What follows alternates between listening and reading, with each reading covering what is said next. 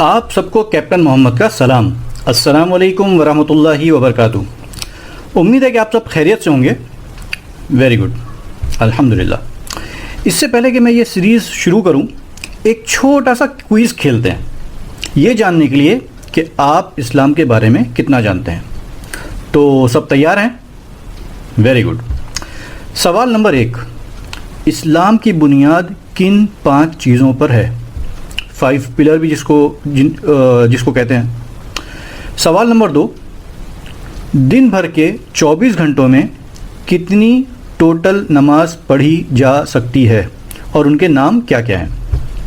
سوال number 3, profit محمد صلی اللہ علیہ وسلم کس کے نبی ہیں؟ صرف مسلمانوں کے, یا سارے انسانوں کے, یا سارے عالم کے؟ اور آخری سوال نمبر 4, چلو ٹھیک ہے, دیکھتے ہیں اس کا جواب کون دیتا ہے. سوال نمبر 4, کیا دنیا کے سارے نان مسلمز دوزخ میں جائیں گے؟ تو دوستوں, اگر آپ کو ان سوالوں کے جوابات پتہ ہیں تو کمنٹ میں ضرور بتائیے. مسلمان بھی جواب دے سکتے ہیں, سوال سب کے لیے. اب آتے ہیں آج کے ٹاپک پر. ہم ہر ٹاپک پر ڈیٹیل سے بات کریں گے, پر اس سے پہلے میں آپ کو اسلام کا ایک چھوٹا سا بریف انٹروڈکشن دے دیتا ہوں. آپ سبھی نے ایک نام ضرور سنا ہوگا, اللہ. جب ہم اللہ کہتے ہیں تو اس سے کوئی دوسرا الگ سے خدا مراد نہیں ہوتا, بلکہ اس سے وہی خالق مراد ہے جس نے ہم سب کو پیدا کیا, چاہے اسے کوئی کسی بھی نام سے پکارے. انگلش میں گاڈ یا کریٹر, ہندی میں بھگوان یا پرمیشور, اسپینش میں ڈیوس, ہبرو میں یہوی یا الوہیم, نارویجین میں گڈ, اور ارامائک لینگویج میں جو کہ عیسیٰ علیہ السلام کی لینگویج تھی اس میں الہ یا الہ, اور عربک میں اللہ. تو دوستوں, نام الگ الگ ہیں پر وہ ہستی ایک ہی ہے جو ساری کائنات کو چلا رہی ہے اور اس کی مالک ہے. وہ سب سے بڑا ہے, وہ سب سے مہربان ہے, رحم کرنے والا ہے, محبت کرنے والا ہے. وہی ساری کائنات کو چلا رہا ہے, ساری کائنات اسی کے کنٹرول میں ہے. وہ ہمیشہ سے ہے اور ہمیشہ رہے گا. وہ سب سنتا ہے, سب دیکھتا ہے. اس وقت بھی جب میں بول رہا ہوں وہ مجھے سن رہا ہے اور آپ کو دیکھ رہا ہے. نہ اس کے کوئی ماں باپ ہیں, نہ اس کا کوئی خاندان ہے, نہ بیوی بچے ہیں. وہ اکیلا ہے, وہ ایک ہے. یہ سب اللہ کی کچھ صفات ہیں, ایٹریبیوٹس ہیں. اللہ نے سب سے پہلے انسان آدم علیہ السلام کو بنایا تو بنا کر ایسے ہی نہیں چھوڑ دیا, بلکہ ان کو تعلیم دی, ان کی رہنمائی کی. زمین پر بھیجنے کے بعد ان سے ہی نسل انسانی شروع ہوئی, یعنی انسانوں کی جو نسل ہے انہی سے شروع ہوئی, آدم اور حوا. مطلب کہ دنیا میں جتنے بھی انسان ہیں, چاہے وہ انڈیا کا ہو, چاہے امریکہ کا, گورا ہو یا کالا, امیر ہو یا غریب, ہندو ہو یا مسلمان, سارے کے سارے آپس میں بھائی ہیں, ایک ہی فیملی کے ممبر ہیں. آپ میرے بھائی ہیں اور میں آپ کا. آدم علیہ السلام کے بعد انسانوں کو صحیح راستہ بتانے کے لیے, ان کو شیطان سے بچانے کے لیے اللہ نے کئی نبی اور رسول بھیجے جن کو ہم پروفٹ بھی کہتے ہیں. اب میں آپ سے ایک سوال کرتا ہوں, ایک چھوٹا سا کوئز واپس سے اس کو تو آپ ابھی یہیں پہ آپ کر سکیں گے. کیا آپ کو پتہ ہے کہ وہ کون سے پروفٹ ہیں جن کا نام قرآن میں سب سے زیادہ آیا ہے؟ اگر آپ نے پڑھا ہوگا یا آپ جانتے ہوں, کیونکہ یہ سوال صرف نان مسلم سے نہیں ہے, مسلم سے بھی ہے. تو اس میں آپشن دیتا ہوں آپ کو, 4 آپشن ہیں. سوال پھر سے بتا دیتا ہوں کہ وہ کون سے پروفٹ ہیں, کون سے نبی ہیں, کون سے پیغمبر ہیں جن کا نام قرآن میں سب سے زیادہ آیا ہے, سب سے زیادہ مرتبہ آیا ہے. آپشن اے حضرت عیسیٰ علیہ السلام, آپشن بی حضرت موسیٰ علیہ السلام, آپشن سی حضرت ابراہیم علیہ السلام, اور آپشن 4 محمد صلی اللہ علیہ وسلم. چلیے سوچ کر بتائیے. تھوڑی دیر کے لیے ویڈیو کو یہاں روک لیجئے اور سوچ کر جواب چنیے, اور پھر ویڈیو کو اسٹارٹ کر کے دیکھیے کہ آپ کا جواب صحیح ہے یا غلط ہے. تو آپ سب نے جواب سوچ لیا؟ Very good. تو آپ کا جواب ہے ڈی, ہے نا؟ نہیں, اگر آپ نے ڈی کو چنا ہے تو آپ کا آنسر غلط ہے. محمد صلی اللہ علیہ وسلم کا نام قرآن میں سب سے کم مرتبہ آیا ہے، صرف 5 مرتبہ، 4 مرتبہ محمد اور 1 مرتبہ احمد صلی اللہ علیہ وسلم۔ اور اگر آپ نے سی کو چنا ہے تو بھی تھوڑا گڑبڑ ہو گئی۔ ابراہیم علیہ السلام کا نام قرآن میں 69 مرتبہ آیا ہے، یعنی سیکنڈ ہائیسٹ۔ آدم علیہ السلام اور عیسیٰ علیہ السلام کا نام 25 مرتبہ، اور سب سے زیادہ مرتبہ جس پیغمبر کا نام آیا ہے وہ ہے موسیٰ علیہ السلام۔ موسیٰ علیہ السلام کا نام قرآن میں آیا ہے 136 مرتبہ۔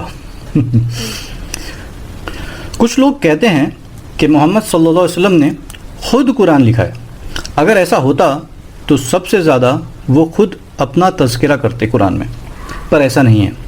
قرآن اللہ کا کلام ہے اور محمد صلی اللہ علیہ وسلم نے اس کو ہم تک پہنچایا ہے۔ آدم علیہ السلام کے بعد جب انسانیت بڑھتی گئی اور لوگ ساری دنیا میں پھیلتے گئے، اور جہاں انسان صحیح راستے سے بھٹکتے گئے، وہاں اللہ نے انسانوں کو گائیڈ کرنے کے لیے اللہ نے پیغمبروں کا سلسلہ شروع کیا۔ کچھ لوگوں نے مورتی پوجا شروع کر دی، کچھ لوگوں نے چاند اور سورج کی پوجا شروع کر دی۔ اس طرح ایتھینزم وجود میں آیا۔ ایتھیزم نہیں، وہ الگ ہے، ایتھینزم۔ کچھ لوگوں نے اللہ کی بھیجی ہوئی پرانی کتابوں سے کچھ باتیں لیں، اس میں کچھ اپنی طرف سے ایڈ کیا، اور اس طرح بدھزم وجود میں آیا۔ کچھ لوگوں نے اپنے نبی کو اتنا اوپر اٹھایا کہ پہلے خدا کا بیٹا بنایا، پھر ان کو خدا کے برابر کر کے ان کی ہی عبادت شروع کر دی، اور اس طرح کرسچینٹی وجود میں آئی۔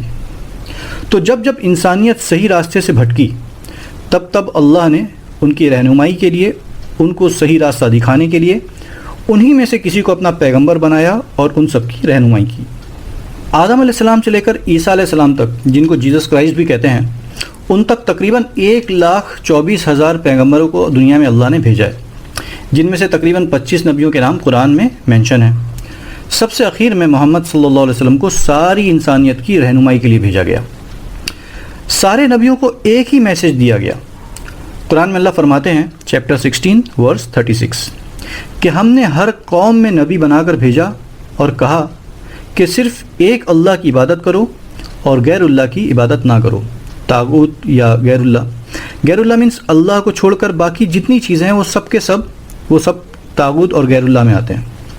اپنے آپ کو صرف اللہ کے تابع کرو، اور اپنے آپ کو اللہ کے تابع کرنے کو عربی میں اسلام کہتے ہیں، سبمیشن ٹو دا کریٹر۔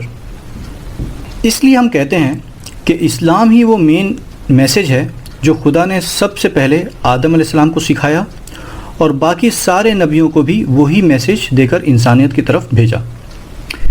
اسلام مطلب کہ اپنے آپ کو صرف خدا کے حکموں کا تابع کرنا، اسی کے حکموں کو ماننا۔ نوح علیہ السلام، ابراہیم علیہ السلام، موسیٰ علیہ السلام، داؤد علیہ السلام، سارے کے سارے 1,24,000 نبیوں کو سیم ایک ہی میسج دیا گیا۔ عیسیٰ علیہ السلام یعنی جیزس کرائسٹ سے کسی نے پوچھا کہ خدا کے سارے کمانڈمنٹس میں سے سب سے اہم، سب سے ضروری، سب سے خاص کمانڈمنٹ کون سا ہے؟ تو عیسیٰ علیہ السلام نے بالکل صاف الفاظوں میں جواب دیا، اور وہ جواب کیا تھا؟ Hear O Israel, the Lord our God, the Lord is one. مطلب صاف الفاظوں میں بولا جائے اور شارٹ میں تو خدا ایک ہی ہے، صاف۔ اور صرف اتنا کہہ کر خاموش نہیں ہو گئے، بلکہ آگے کہنے لگے اور اپنے ماننے والوں کو حکم دیا کہ صرف خدا سے ہی محبت کرو، اپنے پورے دل اور دماغ سے، پوری روح سے، پوری طاقت سے۔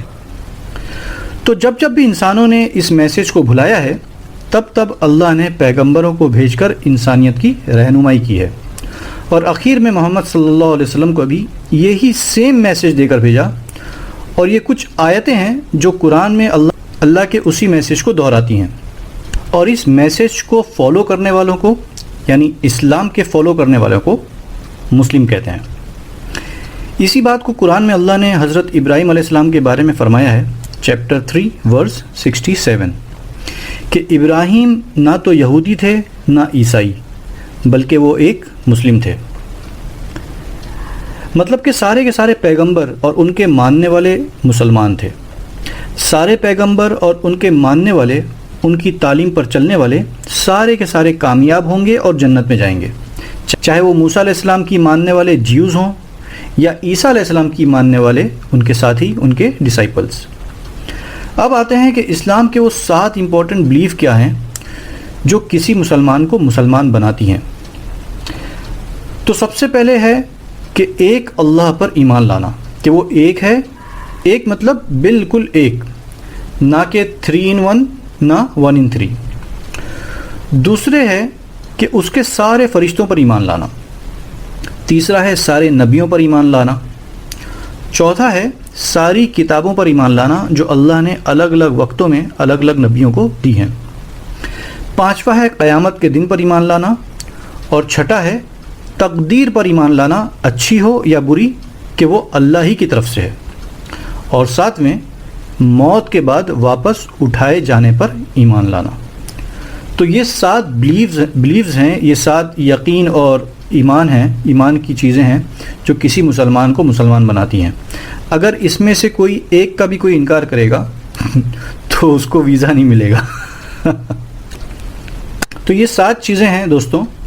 اس میں جو ہم کتابوں کی بات کر رہے ہیں تو اللہ نے انسانوں کی رہنمائی کے لیے نہ صرف نبی بھیجے بلکہ ٹوٹل 4 کتابیں اور کچھ صحیفے بھی بھیجے ہیں۔ صحیفے یعنی کچھ پیجز، پوری بک نہیں تھی وہ، کچھ پیجز تھے، کچھ نبیوں کو پیجز بھی دیے ہیں، اور 4 نبیوں کو پوری کتابیں دی ہیں، موسیٰ علیہ السلام کو، داؤد علیہ السلام کو، عیسیٰ علیہ السلام کو، اور محمد صلی اللہ علیہ وسلم کو۔ اور ان کتابوں میں کیا تھا؟ صرف اتنا کہ خدا کی عبادت کیسے کرو؟ نہیں، ان کتابوں میں اور نبی کی تعلیم میں رہبری تھی، رہنمائی تھی۔ انسانیت کو جو جو پرابلم درپیش ہیں ان سب کا سلوشن تھا۔ ظلم، ناانصافی، بھید بھاؤ، امیر غریب، drugs, gambling, family breakdown, depression, homicide, suicide, ہر مسئلے کا حل ہم کو بتایا گیا ہے۔ ہمارے ملک میں صرف ڈرگز اور گیمبلنگ سے ہی کتنے گھر اجڑتے ہیں یہ بتانے کی ضرورت نہیں ہے، سب کو پتہ ہے۔ اور جو انسان اللہ کو مانے اور اس کے گائیڈنس کو صحیح سے فالو کرے اس کے لیے انعام ہے، یہاں بھی اور آخرت میں بھی۔ کچھ لوگ کہتے ہیں کہ آخرت، وہ اس کا انکار کرتے ہیں کہ بھائی جو کرنا ہے یہیں کر لو، جو مزہ لینا ہے یہیں لے لو، جنت دوزخ کس نے دیکھا؟ تو ایسا نہیں ہے، یہ دنیا لیمیٹڈ ہے، یہ جزا اور سزا کی جگہ نہیں ہے، نہ یہاں پورا انعام دیا جائے گا نہ یہاں پوری سزا دی جائے گی۔ یہ الگ بات ہے کہ اللہ کبھی کبھی تھوڑا مزہ یہاں بھی چکھا دیتے ہیں، پر اصل تو آخرت میں ہی ملے گا۔ مثال کے طور پر یہاں پر کسی نے ایک خون کیا تو اس کو میکزیمم سے میکزیمم پھانسی کی سزا دی جائے گی، پر اگر کسی نے 10 معصوم لوگوں کو مار ڈالا میکزیمم سزا کیا دیں گے؟ کیا ہونی چاہیے؟ وہی پھانسی، پر وہ تو ایک بار میں ہی مر جائے گا۔ ایک کا بدلہ پورا ہوا، باقی کے 9 کو انصاف کیسے دیں گے؟ تو دنیا میں یہ ممکن نہیں ہے، پر آخرت میں اللہ اس کو 10 نہیں بلکہ ہٹلر جیسے کو جس نے ہزاروں معصوموں کا قتل کیا، اس جیسے کو 1000 مرتبہ ماریں گے، 1000 مرتبہ زندہ کریں گے، پھر 1000 مرتبہ ماریں گے، اور اس کو ہر مرتبہ اتنی ہی تکلیف ہوگی جتنی کہ ایک مرتبہ کے ہونے پر ہوتی ہے۔ یہ تو ہو گئی ایک مثال۔ اس کو دوسری طرح سے سمجھتے ہیں کہ اگر صرف دنیا کو ہی اصل مان لیا جائے اور آخرت کا انکار کیا جائے تو پھر سوال پیدا ہوتا ہے کہ یہاں کوئی اتنا امیر ہے، اتنا پاورفل ہے کہ اس کے ایک اشارے پر اس کی خواہش کو پورا کرنے کے لیے فوج کی فوج کھڑی ہو جاتی ہے۔ دنیا کی ہر قسم کی ایک سے بڑھ کر ایک نعمت اس کے پاس ہے، لاکھوں کروڑوں کی کئی گاڑیاں اس نے ایسے جمع کر رکھی ہیں جیسے بچے گوٹیاں جمع کرتے ہیں، مطلب کہ ساری زندگی فل عیش میں گزری ہے۔ وہیں دنیا میں دوسرا آدمی اتنا غریب ہے کہ سڑک پر سوتا ہے، گھر نہیں ہے، کھانے کو پورے دن بھر میں مشکل سے 30 روپیہ کماتا ہے، بچے بیمار ہو جائیں تو ڈاکٹر کے پاس جانے تک کو پیسہ نہیں، ساری زندگی کٹھنائی میں گزری۔ اگر دنیا ہی اصل ہوتی تو پھر سوال تھا کہ ان دونوں کے پیدا کرنے والے نے انصاف کیوں نہیں کیا، دونوں کو ایک جیسا کیوں نہیں بنایا؟ پر اصل یہ ہے کہ دنیا اصل نہیں ہے، آخرت اصل ہے، اور ہم دنیا میں صرف ایگزام دینے کے لیے آئے ہیں، کوئی امیر بن کر دے رہا ہے، کوئی غریب بن کر۔ خیر آخرت پر ہم اور بھی بات ڈیٹیل سے کریں گے، فی الحال صرف یہ شارٹ میں آپ کو سمجھانا تھا کہ آخرت حقیقت ہے، کہانی نہیں ہے۔ قیامت کا دن آنے والا ہے، جنت ہے، دوزخ ہے، اور ہم سب کو اپنی زندگی کا کیا دھرا وہاں پانا ہے یا بھگتنا ہے۔ اگر پاس ہو گئے تو جنت اور فیل ہو گئے تو اللہ رحم فرمائے۔ ہر آدمی کا رزلٹ اس کے ایمان اور اعمال کے حساب سے ہوگا، وہاں نہ رشوت چلے گی نہ کسی کی دادا گیری۔ تو دوستوں اللہ بہت غفور و رحیم ہے، وہ کہتا ہے کہ اے میرے بندے تو جب بھی میرے پاس پلٹ آئے میں تجھے قبول کروں گا، تیرے پچھلے سارے گناہ معاف کر دوں گا، جب تک ہماری سانس چل رہی ہے، جب تک ہمارے پاس چانس ہے، ایمان لانے کا، اچھے اعمال کرنے کا۔ موت کا کوئی بھروسہ نہیں ہے، کبھی بھی آ سکتی ہے۔ باپ سے پہلے بیٹے کو جاتا دیکھا ہے ہم نے، باپ سے پہلے بیٹے کو جاتا دیکھا ہے ہم نے، دادا کے کندھے پر پوتے کا جنازہ دیکھا ہے ہم نے۔ یہ شارٹ میں آپ کے سامنے کچھ اسلام کی مین باتیں رکھنا تھی، باقی آگے ہر ٹاپک پر ڈیٹیل سے بات ہوگی انشاءاللہ۔ اگر آپ کے ذہن میں کوئی سوال ہو تو ضرور کمنٹ میں پوچھیے۔ آخر میں آپ سب سے ایک بات کہنا چاہوں گا کہ ایک انسان ہونے کے ناطے ہماری دو ذمہ داری ہے، ایک اپنے پیدا کرنے والے کو پہچاننا، دوسرے اس نے جس طرح زندگی گزارنے کو کہا ہے ویسے زندگی گزارنا۔ ہمارا پیدا کرنے والا ہم سب کو صحیح راہ بتائے، اس کو خوش کر کے اس تک پہنچنے کا راستہ آسان کرے، آمین۔ آپ سب کا بہت بہت شکریہ، تھینک یو ویری مچ۔ السلام علیکم ورحمۃ اللہ وبرکاتہ، جے ہند۔